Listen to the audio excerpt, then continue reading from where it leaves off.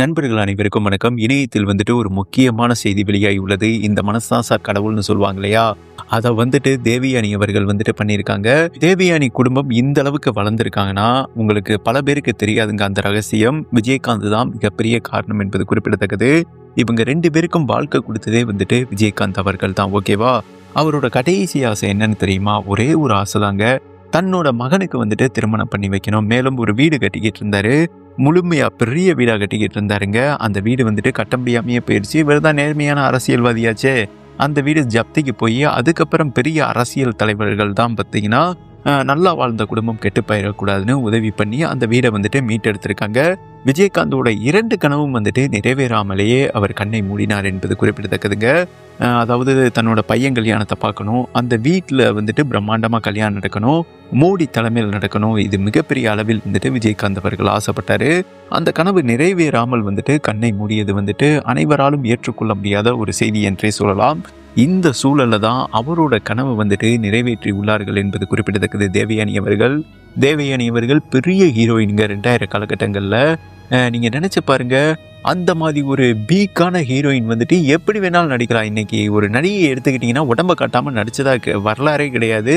அதை காட்டினா தான் காசு சேருங்க.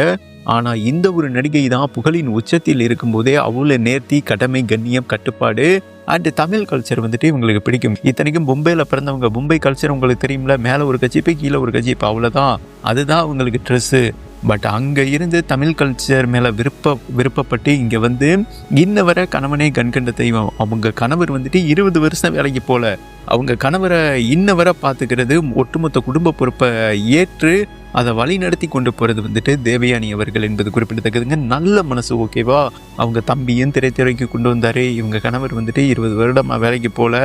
அது இவங்க தான் ஒட்டுமொத்த குடும்பையும் பார்த்தீங்கன்னா தன்னோட ஷோல்டரில் ஏற்றி கொண்டு அவ்வளோ பக்குவமாக பணிவாக இன்று விட அந்த குடும்பத்தை ரன் பண்ணி கொண்டு போகிறது தேவயானி அவர்கள் என்பது குறிப்பிடத்தக்கதுங்க. ஓகே, தேவயானி அவர்கள் ஆரம்பத்தில் மிகப்பெரிய அளவில் கஷ்டப்பட்டாங்க நிதி நெருக்கடியில்.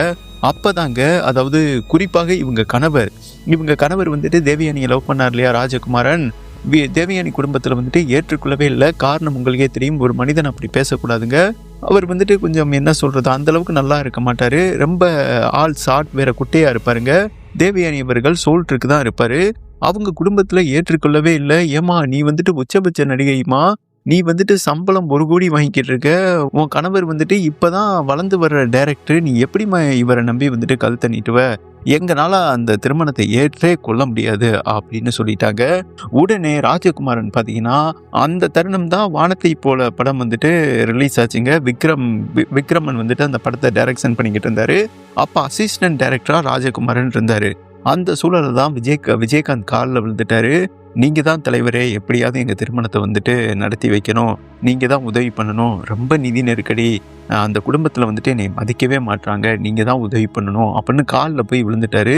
விஜயகாந்த் என்கிட்ட சொல்லிட்டேல, நான் பார்த்துக்கிறேன், உங்கள் கல்யாணம் சிறப்பாக நடக்கும், நான் பேசிக்கிறேன் அப்படின்னு சொல்லிட்டு அவர் தாங்க விஜயகாந்த் தான் தேவயானி திருமணத்தை நடத்தி வச்சிருக்காரு. தேவயானிக்கும் ராஜ்குமார் இவங்க 2 பேரும் ஒன்று சேர்ந்த மூல காரணமே அண்டு விஜயகாந்த் என்பது குறிப்பிடத்தக்கது. உடனே தேவயானி குடும்பம் பார்த்தீங்கன்னா விஜயகாந்த் சொன்னோன்னே ஓகே இவர் சொன்னால் கரெக்டாக இருக்கும் அப்படின்னு சொல்லிட்டு மௌனம் ஆயிட்டாங்கன்னு வைங்களேன். அதுக்கப்புறம் பார்த்தீங்கன்னா இவருக்கு எடுத்த அனைத்து படமே மிகப்பெரிய தோல்வியாகும் போது விஜயகாந்த் தான் ராஜ்குமாரனை கூப்பிட்டு, நான் உனக்கு ஒரு படம் நடிக்கிறேன், என்னை வச்சு அந்த படத்தை டைரக்ட் பண்ணு அப்படின்னு சொல்லி விண்ணுக்கும் மண்ணுக்கும் அந்த படத்தை நடிச்சு கொடுத்தாருங்க. அந்த படம் சரியாக போகலை. விஜயகாந்த் அவர்கள் சம்பளம் வாங்கலை. மேலும் ராஜ்குமாரனோட நிதி நெருக்கடி மிகப்பெரிய அளவில் இருந்திருக்கு அன்றைய காலகட்டங்களில். அப்போ விஜயகாந்த் முடிவு பண்ணிட்டாரு, நம்ம பார்த்து வச்ச திருமணம், அதாவது இவங்க கெட்டு போயிடக்கூடாது அப்படின்னு சொல்லிட்டு அவரோட சொத்துல இருந்து ஒரு 20% அதாவது ராஜ்குமாரனுக்கு எழுதி வச்சிருக்காருங்க. இந்த செய்தி யாருக்குமே தெரியாது. தற்போது வெளிவந்திருக்குங்க. அதற்கு மிகப்பெரிய காரணம், வெளிவர காரணம் தேவயானி அவர்கள் அந்த நன்றி விசுவாசத்துக்காக, அதாவது தன்னோட மகளை, மூத்த மகளை விஜயகாந்தோட கடைசி கனவு என்ன, தன்னோட மகனுக்கு திருமணம் பண்ணி வைக்கணும், அந்த ஆசையை நிறைவேற்றி வச்சிருக்காங்க தேவயானி குடும்பம். ராஜ்குமாரனும் சரி, அண்டு தேவயானியும் சரி பிரேமலதா அவர்கள்கிட்ட வந்துட்டு பேசியிருக்காங்க. இந்த மாதிரி உங்கள் பையனை வந்துட்டு பிடிச்சிருக்கு. தேவயானியும் ராஜ்குமாரனும் என்ன முடிவு பண்ணியிருக்காங்கன்னா, அவரால் வந்துட்டு நாங்கள் வாழ்ந்திருக்கோம், அவரோட கடைசி கனவு வந்துட்டு பையனோட திருமணத்தை பார்க்குறது, அது முடியாமல் போயிருச்சு. உங்கள் வீட்டில் வந்துட்டு சம்மந்தியாக எங்களுக்கு வந்துட்டு சம்மதம்னு தேவயானி குடும்பம் பார்த்தீங்கன்னா பிரேமலதா அவர்களிடம் வந்துட்டு பேச்சுவார்த்தை பண்ணியிருக்காங்க. பிரேமலதா அவர்களுக்கு உடனே பிடிச்சி போச்சுங்க. ஏன்னா தேவயானி வந்துட்டு என்ன சொல்கிறது, அவ்வளோ அன்பானவங்க, அந்த குடும்பமே வந்துட்டு அவ்வளோ அழகுங்க. அப்படி ஒரு ஹேண்டில் பண்ணுவாங்கன்னு வைங்களேன். மேலும் தமிழ் கல்ச்சரை அந்த அளவுக்கு ஃபாலோ பண்ணுவாங்க. நேர்த்தியான பொண்ணுங்க. அவங்க கட்டுற சேலையா அந்த மாதிரி நேர்த்தியாக இருக்கும் என்பது குறிப்பிடத்தக்கது. ரொம்ப பிடிச்சி போயிடுச்சு. மேலும் இவங்க நெருங்கிய நண்பர்கள் உட்பட தேவயானி குடும்பத்துக்கு மிகப்பெரிய ஆசானாக இருந்தவர் வந்துட்டு விஜயகாந்த்னு பிரேமலதா அவர்களுக்கும் தெரியும். நல்ல குடும்பம்.